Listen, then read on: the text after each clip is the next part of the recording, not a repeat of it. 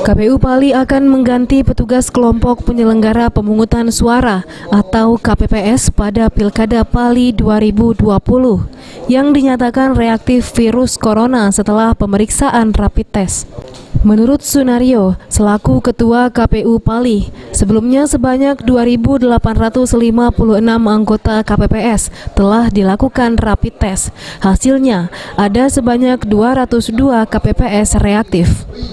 Setelah koordinasi dengan KPU Pusat, anggota KPPS reaktif harus diganti untuk memastikan seluruh penyelenggara sehat dan bebas dari COVID-19. Rapid test telah kita laksanakan pada tanggal 26 November kemarin di semua kecamatan, dan itu secara serentak kita lakukan, dan hasilnya cukup lumayan banyak untuk yang reaktif, sehingga kita meminta kepada PPS untuk mengganti yang reaktif tersebut. Karena kenapa? Kita ingin memastikan bahwa petugas kita di TPS itu memang benar-benar orang yang tidak terpapar COVID-19.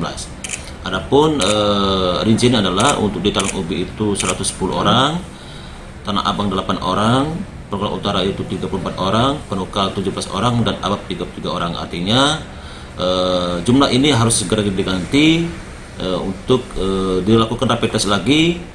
Apakah mereka tidak reaktif atau reaktif, nanti tentunya akan kita ganti juga. Jadi kita ingin memastikan bahwa petugas kita memang benar-benar terbebas dari COVID-19. Aji Pal